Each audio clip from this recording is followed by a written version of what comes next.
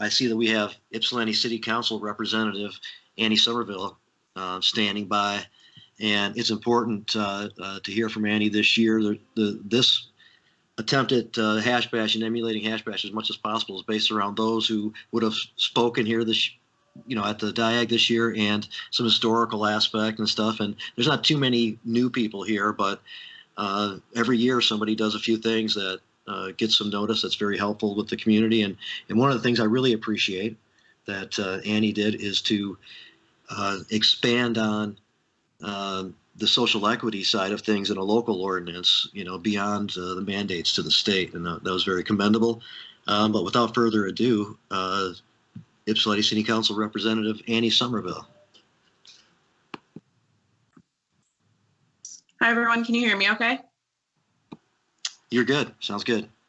Hi, everyone. I'm coming at you live from Ypsilanti. As Jamie mentioned, last summer I had an opportunity to work on a social equity portion of our recreational marijuana ordinance. I became a member of City Council in Ypsi in June of last year. I knew that we were going to be opting into recreational marijuana, but I also knew that we had a job at making sure that we could tackle social equity at the local level.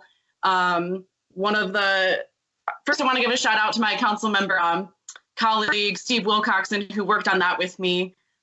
We worked really hard all summer last year to get input from the community and other local folks who had been involved in the industry for quite some time, and he was very helpful in that.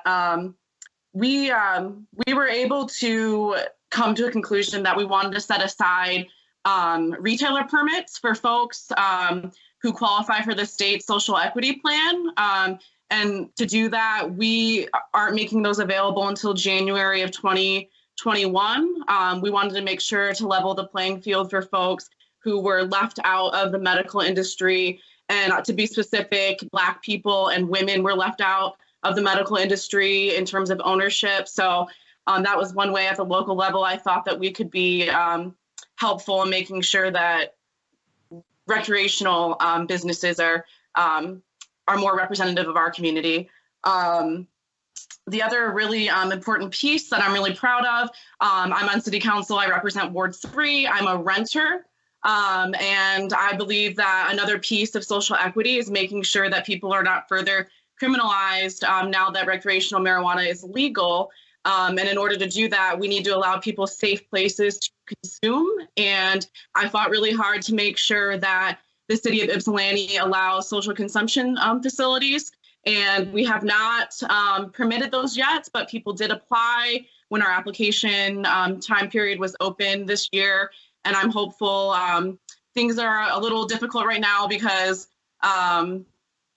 with the circumstances surrounding COVID-19, but I've been talking to city staff to make sure that if and when the city opens back up this month, we can start rolling on those applications. And it's really important to me that my fellow community members, especially people who are renters, have safe places to consume when we kind of start to go back to normal life. People often are concerned about public consumption or their neighbors in an apartment complex smoking.